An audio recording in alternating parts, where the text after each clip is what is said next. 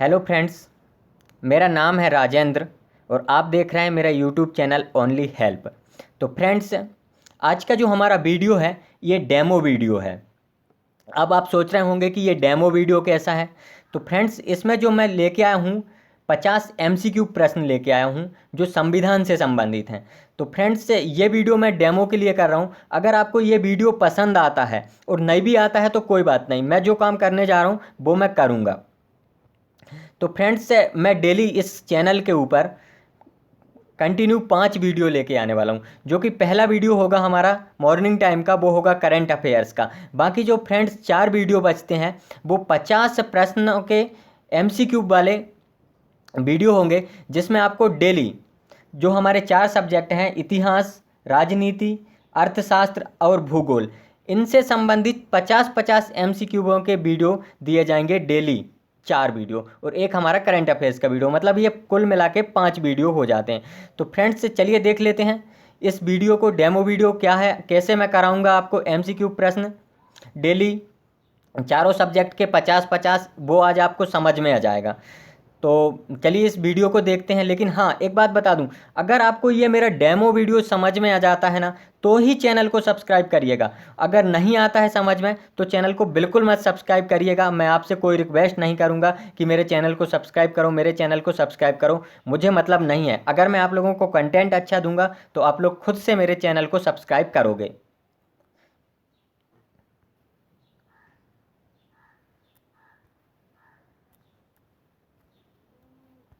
तो चलिए फ्रेंड्स, शुरू करते हैं हम आज का ये वीडियो। तो फ्रेंड्स, इसका हमारा पहला प्रश्न है, संविधान सभा की प्रथम बैठक कब हुई थी। तो फ्रेंड्स, ये जो 4 ऑप्शन है इसमें ऑप्शन नंबर ए सही है।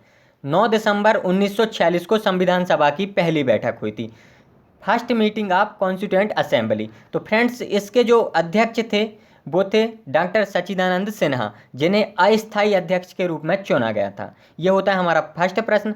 चलिए फ्रेंड्स, अब हम देखते हैं क्वेश्चन नंबर दूसरा क्या है इसका। तो फ्रेंड्स, हमारा क्वेश्चन नंबर दूसरा है, संविधान सभा के अस्थायी अध्यक्ष के रूप में किसे नियुक्त किया गया था। क्या पूछा है, टेम्पोरेरी चेयरमैन संविधान सभा के। ठीक है, तो फ्रेंड्स, ये जो संविधान सभा के अस्थायी अध्यक्ष के रूप में चुना गया था वो चुना गया था डॉक्टर सच्चिदानंद सिन्हा को। ऑप्शन नंबर बी हमारा सही हो जाएगा। इनको कब चुना गया था फ्रेंड्स, वो चुना गया था 9 दिसंबर 1946 को। तो चलिए फ्रेंड्स, हमारा अगला प्रश्न देख लेते हैं हम। हमारा अगला प्रश्न है, प्रारूप समिति के अध्यक्ष कौन थे। क्या पूछा है, ड्राफ्टिंग कमेटी के अध्यक्ष कौन थे। तो फ्रेंड्स, ड्राफ्टिंग कमेटी के अध्यक्ष थे कौन, doctor Bhimrao Ambedkar. Option number D हमारा सही हो जाएगा। फ्रेंड्स, ये जो ड्राफ्टिंग कमेटी थी इसमें 7 सदस्य थे। तो फ्रेंड्स, जो ड्राफ्टिंग कमेटी बनाई गई थी वो बनाई गई थी 29 अगस्त 1947 को। चलिए फ्रेंड्स, हमारा चौथा प्रश्न देख लेते हैं हम क्या है। फ्रेंड्स, हमारा चौथा प्रश्न है, संविधान सभा के स्थायी अध्यक्ष किसे बनाया गया था। तो फ्रेंड्स, जो हमारी संविधान सभा थी उसके स्थायी अध्यक्ष बनाया गया था डॉक्टर राजेंद्र प्रसाद को। ऑप्शन नंबर सी हमारा सही हो जाएगा। तो फ्रेंड्स, कब, 11 दिसंबर 1946 को, कब 11 दिसंबर 1946 को संविधान सभा की दूसरी बैठक में डॉक्टर राजेंद्र प्रसाद को स्थायी अध्यक्ष चुना गया था। चलिए फ्रेंड्स, अब हम हमारा अगला प्रश्न देख लेते हैं क्या है। प्रश्न नंबर 5 है हमारा, संविधान सभा के अंतिम रूप से संविधान को कब पारित कर दिया गया। ठीक है, तो क्या है, जो हमारी संविधान सभा है इसने हमारे संविधान को अंतिम रूप से पारित कब कर दिया गया था फ्रेंड्स। तो अंतिम रूप से पारित कर दिया गया था 26 नवंबर 1949 को। हमारे संविधान को संविधान सभा ने अंतिम रूप से पारित कर दिया गया। अच्छा फ्रेंड्स, ये 26 जनवरी 1950 को क्या हुआ, 26 जनवरी 1950 को हमारा संविधान पूर्ण तरह से लागू हो गया था। अच्छा फ्रेंड्स, 15 अगस्त 1947 को क्या हुआ, 15 अगस्त 1947 को हमारा देश आज़ाद हुआ था। चलिए अब हम हमारा अगला प्रश्न देख लेते हैं क्या है। हमारा अगला प्रश्न है, भारतीय संविधान किस दिन पूर्णतः लागू हुआ था। तो फ्रेंड्स, जो हमारा भारतीय संविधान था वो लागू हुआ था 26 जनवरी 1950 को, पूर्णतः लागू हो गया था। ठीक है, तो फ्रेंड्स अब ये बताओ, अब जब हमारा संविधान को पूर्ण तरीके से पारित हमारी संविधान सभा ने 26 नवंबर 1949 को कर दिया था, तो ये 26 जनवरी 1950 को पूर्ण तरीके से लागू क्यों हुआ, उसी दिन लागू क्यों नहीं हुआ? क्योंकि फ्रेंड्स इस दिन का एक महत्व था। 26 जनवरी 1930 को हमारे भारतीय क्रांतिकारियों ने स्वतंत्रता की घोषणा की थी। उस दिन को यादगार बनाने के लिए हमने 26 जनवरी का दिन चुना और 26 जनवरी 1950 को भारतीय संविधान को पूर्ण तरह से लागू कर दिया गया। इसी दिन को हम गणतंत्र दिवस के रूप में मनाते हैं। फ्रेंड्स हमारा अगला प्रश्न है, भारत कब गणतंत्र बना? तो फ्रेंड्स भारत कब गणतंत्र बना, इसका सही आंसर है ऑप्शन नंबर सी, 26 जनवरी 1950 को भारत गणतंत्र बन गया। तो फ्रेंड्स हमारा अगला प्रश्न है, अब क्या है हमारा अगला प्रश्न, देखते हैं। भारतीय संविधान के किस भाग को उसकी आत्मा की संज्ञा दी गई है? तो फ्रेंड्स जो हमारा भारतीय संविधान है उसकी आत्मा की संज्ञा दी गई है, ऑप्शन नंबर बी सही होगा, संवैधानिक उपचारों के अधिकार को। तो फ्रेंड्स ये जो संवैधानिक उपचारों का अधिकार है ये किस अनुच्छेद 32 में है। चलिए फ्रेंड्स हमारा अगला प्रश्न देखते हैं। संविधान सभा ने राष्ट्रगान को कब स्वीकार कर लिया था? तो फ्रेंड्स जो हमारी संविधान सभा थी इसने राष्ट्रगान को स्वीकार कर लिया था कब? 24 जनवरी 1950 को। कब किया था फ्रेंड्स? 24 जनवरी 1950 को इसे स्वीकार कर लिया। तो फ्रेंड्स हमारा राष्ट्रगान क्या है? जनगण मन अधिनायक जय हे भारत भाग्य विधाता। और फ्रेंड्स ये जो जनगण मन है इसके लेखक कौन है? हमारे राष्ट्रगान के लेखक कौन है? हमारे राष्ट्रगान के लेखक हैं रविंद्रनाथ टैगोर। अच्छा फ्रेंड्स रविंद्रनाथ टैगोर ने बांग्लादेश की भी राष्ट्रगान लिखा है जो है अमर सोनार बांग्ला। तो फ्रेंड्स ये जो अमर सोनार बांग्ला को उन्होंने कब लिखा था? जब स्वदेशी आंदोलन चलाया गया था तब उन्होंने ये अमर सोनार बांग्ला गीत लिखा था जो आज बांग्लादेश का राष्ट्रीय गान है। फ्रेंड्स हमारा अगला प्रश्न है, भारतीय नागरिकों को प्राप्त मूल अधिकारों की संख्या कितनी है? तो friends number of the fundamental rights, क्या पूछ रहा है? Number of the fundamental rights. तो फ्रेंड्स क्या है, अभी कितनी है? अभी फ्रेंड 6 है, ऑप्शन नंबर बी सही हो जाएगा। लेकिन जब हमारा संविधान बना था तब कितनी थी? 7 थी। अच्छा हाँ, वो एक कौन सा है मूल अधिकार जिसे हटा दिया गया? तो फ्रेंड्स वो है संपत्ति का अधिकार जिसे 44वें संविधान संशोधन के द्वारा हटा दिया गया है। चलिए फ्रेंड्स अगला प्रश्न देखते हैं। तो फ्रेंड्स अगला प्रश्न ये रहा आपके सामने, संपत्ति के अधिकार को किस संविधान संशोधन के द्वारा हटा दिया गया? क्या पूछ रहा है? कॉन्स्टिट्यूशन अमेंडमेंट के द्वारा हटा दिया गया। तो फ्रेंड्स ये था 44वां संविधान संशोधन के तहत संपत्ति का जो अधिकार था उसे हटा दिया गया। अब हमारे संविधान में कुल मिला के 6 मूल अधिकार बचे हैं। ठीक है, चलिए फ्रेंड्स हमारा अगला प्रश्न है, मूल अधिकारों का रक्षक किसे कहा जाता है? फंडामेंटल राइट्स प्रोटेक्टर कौन है? तो फ्रेंड्स वो हैं सर्वोच्च न्यायालय और उच्च न्यायालय, ये दोनों हैं। तो आंसर नंबर ए बी हमारा सही हो जाएगा।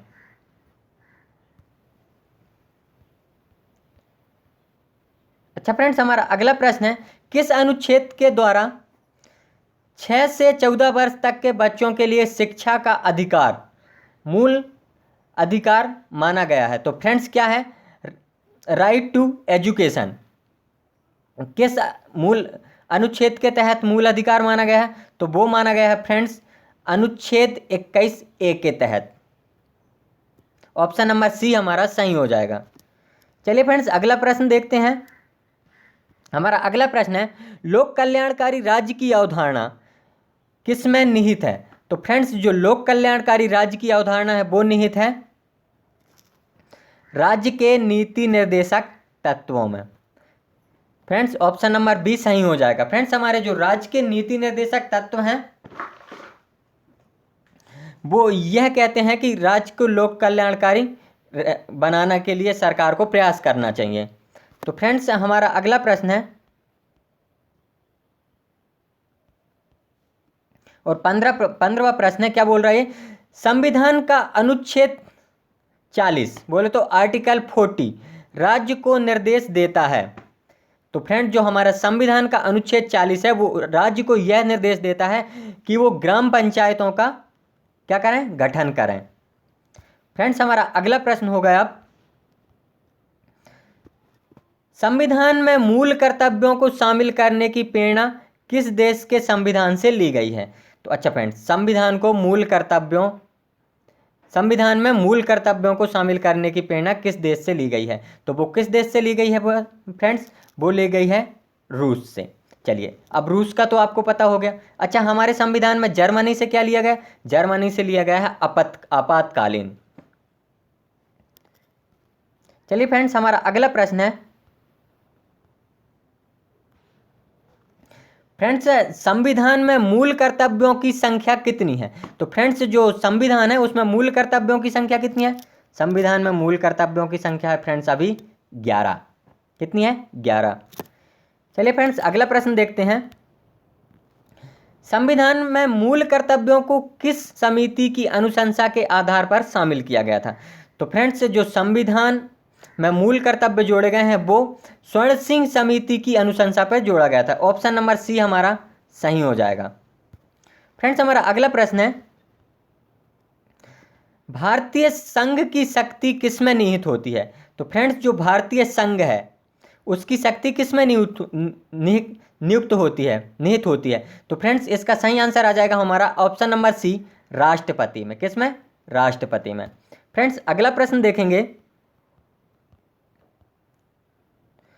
क्या बोला है इसमें? राष्ट्रपति के निर्वाचक मंडल में शामिल हैं, मतलब जो राष्ट्रपति का निर्वाचन होता है उसमें कौन कौन लोग वोट करते हैं, ये चीज़ पूछ रहा है। तो फ्रेंड्स, इसका ऑप्शन नंबर सी सही हो जाएगा, संसद के दोनों सदनों के निर्वाचित सदस्य एवं राज्यों की विधानसभा के निर्वाचित सदस्य भाग लेते हैं काय में? राष्ट्रपति के निर्वाचन में। ऑप्शन नंबर सी सही है। फ्रेंड्स, हमारा अगला प्रश्न है, राष्ट्रपति के कार्यकाल की अवधि होती है? तो फ्रेंड्स, ये तो सभी को पता होगा, राष्ट्रपति के कार्यकाल की अवधि होती है 5 वर्ष। तो फ्रेंड्स, अभी प्रेजेंट टाइम में हमारे राष्ट्रपति कौन है? कमेंट करके बताइएगा आप लोग। फ्रेंड्स, हमारा अगला प्रश्न है, राष्ट्रपति पद के चुनाव के लिए कौन सी विधि अपनाई जाती है? तो देखिए फ्रेंड्स, जो राष्ट्रपति का चुनाव होता है उसमें ये विधियां अपनाई जाती हैं, मैं आपको बताता हूँ। अनुपातिक प्रतिनिधित्व, ये भी सही है। एकल संक्रमणीय, ये भी सही है। अप्रत्यक्ष मतदान, ये भी सही है। तो मतलब कुल मिला के ऑप्शन नंबर डी हमारा सही हो जाएगा इस प्रश्न का। फ्रेंड्स, हमारा अगला प्रश्न है, निर्विरोध चुने जाने वाले राष्ट्रपति हैं? तो फ्रेंड्स, ऐसे कौन से राष्ट्रपति हैं जिन्हें हमने निर्विरोध चुन लिया था? अच्छा, वो राष्ट्रपति हैं फ्रेंड्स, ऑप्शन नंबर बी सही हो जाएगा हमारा, नीलम संजीव रेड्डी। कौन है? नीलम संजीव रेड्डी। अच्छा फ्रेंड्स, जो भारत के पहले राष्ट्रपति हैं वो कौन है? राजेंद्र प्रसाद हैं। अच्छा फ्रेंड्स, जो एपीजे अब्दुल कलाम है वो भारत के कौन से नंबर के राष्ट्रपति हैं? वो हैं 11वें नंबर के राष्ट्रपति। अच्छा फ्रेंड्स, जो राजेंद्र प्रसाद हैं इन्होंने 2 बार कार्यकाल पूरा किया है राष्ट्रपति पद का। फ्रेंड्स, आज तक हमारा कोई भी हमारे देश का कोई भी व्यक्ति आज तक 2 बार राष्ट्रपति नहीं बना। और अगर आपको पता हो कोई बना हो तो प्लीज़ कमेंट करके मुझे उसका नाम बताएं।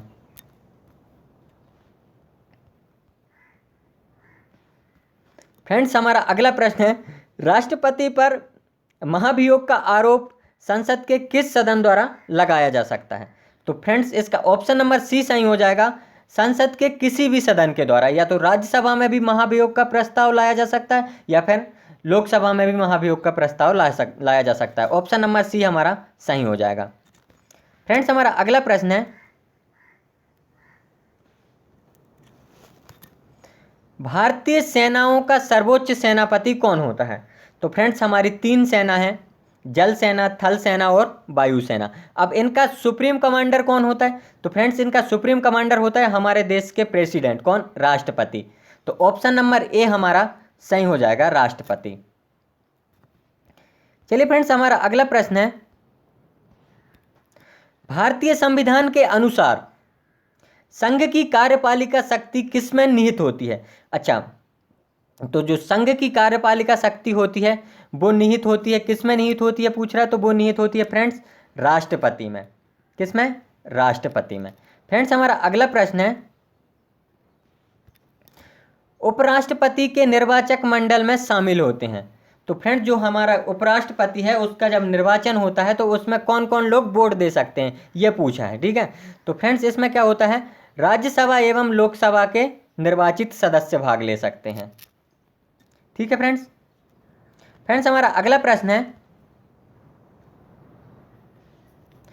राष्ट्रपति राज्यसभा के कितने सदस्यों को मनोनीत करता है। तो फ्रेंड्स जो राष्ट्रपति होता है वो राज्यसभा के 12 सदस्यों को मनोनीत करता है। फ्रेंड्स हमारा अगला प्रश्न है, भारतीय संसद के ऊपरी सदन को क्या कहा जाता है। अपर हाउस किसे बोलते हैं हम भारतीय संसद का, वो क्या है फ्रेंड्स, वो है राज्यसभा। राज्यसभा को हम हमारे संसद का अपर सदन बोलते हैं क्योंकि राज्यसभा कभी विघटित नहीं होती, ठीक है फ्रेंड्स। फ्रेंड्स हमारा अगला प्रश्न है, प्रधानमंत्री की नियुक्ति कौन करता है। पीएम से अपॉइंटमेंट कौन करता है पीएम की, तो फ्रेंड्स वो करते हैं हमारे देश के राष्ट्रपति। ऑप्शन नंबर ए सही हो जाएगा। फ्रेंड्स हमारा अगला प्रश्न है,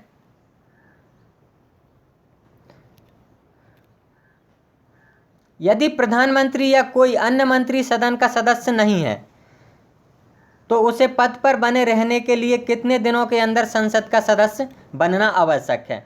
ऐसा कोई भी व्यक्ति है जो मंत्रिमंडल में शामिल हो सकता है, लेकिन क्या होता है 6 महीने के अंदर उसे संसद के कोई भी सदन या फिर राज्यसभा या लोकसभा का सदस्य बनना होता है। ऑप्शन नंबर बी हमारा सही हो जाएगा। अच्छा फ्रेंड्स हमारा अगला प्रश्न है, मंत्रिपरिषद सामूहिक रूप से किसके प्रति उत्तरदायी है। तो फ्रेंड्स जो हमारी मंत्रिपरिषद है वो सामूहिक रूप से लोकसभा के प्रति उत्तरदायी है। ऑप्शन नंबर सी हमारा सही हो जाएगा। फ्रेंड्स हमारा अगला प्रश्न है, लोकसभा की अधिकतम सदस्य संख्या हो सकती है। जो हमारी लोकसभा है इसकी अधिकतम सदस्य संख्या क्या हो सकती है। तो फ्रेंड्स लोकसभा की अधिकतम सदस्य संख्या हो सकती है 552।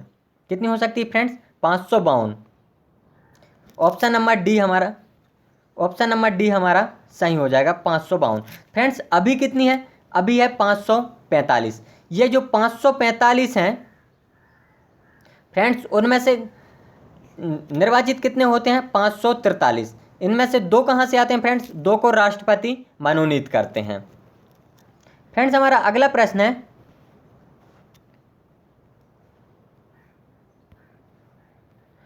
राज्यसभा की अधिकतम सदस्य संख्या कितनी है। तो फ्रेंड्स जो राज्यसभा की अधिकतम सदस्य संख्या है वो कितनी है, 250।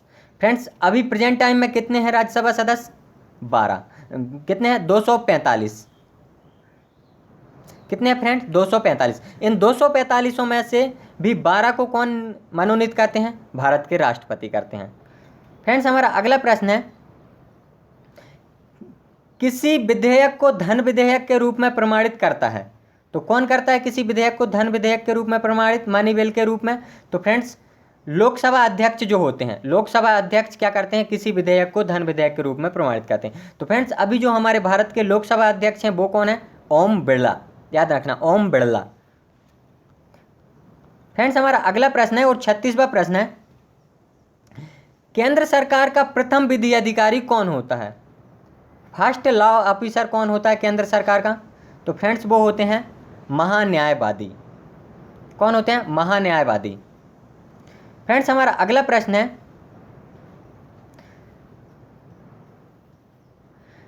संघ राज्य क्षेत्रों का प्रशासन कौन चलाता है। जो हमारी यूनियन टेरिटरीज होती हैं फ्रेंड्स उनका प्रशासन कौन चलाता है। तो फ्रेंड्स उनका प्रशासन चलाते हैं राष्ट्रपति द्वारा नियुक्त प्रशासक। ऑप्शन नंबर बी हमारा सही हो जाएगा। फ्रेंड्स हमारा अगला प्रश्न है, भारत के प्रथम राष्ट्रपति कौन थे। तो फ्रेंड्स जो भारत के प्रथम राष्ट्रपति थे वो कौन थे, doctor Rajendra Prasad. Option number B हमारा सही हो जाएगा। अच्छा फ्रेंड्स भारत के पहले प्रधानमंत्री कौन थे, पहले प्रधानमंत्री थे पंडित जवाहरलाल नेहरू। अच्छा फ्रेंड्स भारत के पहले विधि मंत्री कौन थे, वो थे भीमराव अंबेडकर।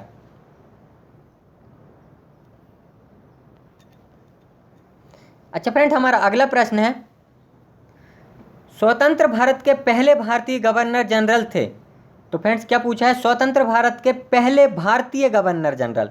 अच्छा, स्वतंत्र भारत के पहले गवर्नर जनरल थे कौन, लॉर्ड माउंटबेटन। लेकिन प्रश्न में क्या पूछा गया, पहले भारतीय गवर्नर जनरल, तो वो कौन थे फ्रेंड्स, चक्रवर्ती राजगोपालाचारी। तो इस प्रश्न के अनुसार ऑप्शन नंबर ए हमारा सही हो जाएगा। चलिए फ्रेंड्स अगला प्रश्न देखते हैं। राष्ट्रपति द्वारा लोकसभा तथा राज्यसभा में मनोनीत किए जाने वाले सदस्यों की संख्या क्रमशः होती है। तो पहले क्या पूछा है, लोकसभा, बाद में क्या पूछा है, राज्यसभा। तो देखेंगे हम लोकसभा में कितने सदस्यों को मनोनीत करता है, 2 सदस्यों को। राज्यसभा में कितने सदस्यों को मनोनीत करता है, 12 सदस्यों को। तो क्या होगा हमारा 2:12। ऑप्शन नंबर बी सही हो जाएगा फ्रेंड्स। लोकसभा में 2 सदस्यों को और राज्यसभा में 12 सदस्यों को। चलिए फ्रेंड्स अगला प्रश्न देखते हैं। लोकसभा एवं राज्यसभा के 2 अधिवेशनों के बीच अधिकतम कितने समय का अंतर होना चाहिए। तो फ्रेंड्स कितने समय का अंतर होना चाहिए, 6 माह का अंतर होना चाहिए। ऑप्शन नंबर सी हमारा सही है। फ्रेंड्स हमारा अगला प्रश्न है, राज्य की कार्यपालिका का प्रमुख कौन होता है।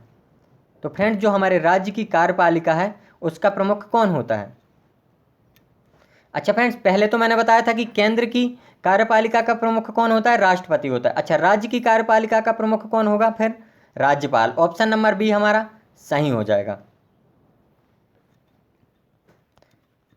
फ्रेंड्स हमारा अगला प्रश्न है, संविधान के अनुसार विधानसभा के सदस्यों की अधिकतम संख्या होती है। तो फ्रेंड्स अधिकतम संख्या कितनी होती है संविधान के अनुसार विधानसभा के सदस्यों की, तो वो कितनी हो सकती है, 500 हो सकती है। न्यूनतम कितनी हो सकती है, 60 हो सकती है। लेकिन अभी क्या है, अपवाद हैं। अपवाद कौन कौन से राज्य हैं फ्रेंड्स, सिक्किम और गोवा। अच्छा फ्रेंड्स हमारा अगला प्रश्न है, वर्तमान में भारत में कुल कितने राज्यों में विधान परिषदें हैं। तो फ्रेंड्स अभी जो वर्तमान में क्या है, 6 राज्यों में विधान परिषद हैं। फ्रेंड्स अगला प्रश्न देखेंगे, राज्य का मंत्रिमंडल सामूहिक रूप से किसके प्रति उत्तरदायी रहता है। तो फ्रेंड्स इसका सही आंसर होगा ऑप्शन नंबर ए, विधानसभा के प्रति। जबकि केंद्र का मंत्रिमंडल किसके प्रति सामूहिक रूप से उत्तरदायी होता है, लोकसभा के प्रति, लोकसभा के प्रति। चलिए फ्रेंड्स अगला प्रश्न देखते हैं, विधानसभा का वर्ष में कम से कम कितने अधिवेशन होना अनिवार्य है। तो फ्रेंड्स विधानसभा में वर्ष में कम से कम 2 अधिवेशन होना अनिवार्य है, वो भी कब कब, 6 माह के अंतर से। चलिए फ्रेंड्स हमारा अगला प्रश्न है, किस राज्य में विधानसभा सदस्यों की संख्या सर्वाधिक है। तो फ्रेंड्स देख लेते हैं किस राज्य में विधानसभा सदस्यों की संख्या सर्वाधिक है, वो है फ्रेंड्स उत्तर प्रदेश में। फ्रेंड्स अब पूछें, अगर प्रश्न आ गया कि सबसे कम किस में है, तो वो कहाँ है फ्रेंड्स, सिक्किम में। कितनी है, 32। फ्रेंड्स हमारा अगला प्रश्न है, जम्मू कश्मीर राज्य को किस अनुच्छेद के अंतर्गत विशेष राज्य का दर्जा प्राप्त है। प्राप्त है नहीं, थोड़ा सा गलत टाइपिंग हो गई है, प्राप्त था। क्या फ्रेंड्स, प्राप्त था। तो फ्रेंड्स अनुच्छेद 370 के तहत जम्मू कश्मीर राज्य को विशेष राज्य का दर्जा प्राप्त था। ऑप्शन नंबर सी हमारा सही हो जाएगा। फ्रेंड्स हमारा अगला प्रश्न है, भारत का नियंत्रक एवं महालेखा परीक्षक किसके द्वारा नियुक्त किया जाता है। तो फ्रेंड्स जो भारत का नियंत्रक एवं महालेखा परीक्षक है वो नियुक्त किया जाता है भारत के राष्ट्रपति के द्वारा। ऑप्शन नंबर बी हमारा सही हो जाएगा। फ्रेंड्स हमारा अगला प्रश्न है और लास्ट प्रश्न है इस वीडियो का, भारत का उच्चतम न्यायालय कहाँ अवस्थित है। जो हमारा भारत है उसका उच्चतम न्यायालय कहाँ अवस्थित है। तो फ्रेंड्स जो भारत का उच्चतम न्यायालय अवस्थित है वो है दिल्ली में। तो फ्रेंड्स ये थे आज के वीडियो के हमारे 50 क्वेश्चन। फ्रेंड्स अगर आपको वीडियो अच्छा लगा हो तो वीडियो को शेयर करिए, अगर अच्छा ना लगा हो तो शेयर मत करिए। अगर वीडियो अच्छा लगा हो और अगर आपको लगता हो कि इस चैनल में देख के हम हर सब्जेक्ट के MCQ पर अपनी पकड़ बनाना चाहते हैं तो चैनल को सब्सक्राइब करिए और हमारे साथ जुड़े रहिए। डेली करंट अफेयर्स की +4 और 4 सब्जेक्टों की वीडियो आने वाली हैं। तो चलिए, जय हिंद। चैनल को सब्सक्राइब करना बिल्कुल मत भूलिएगा, क्योंकि ये चैनल आपका करियर बना सकता है।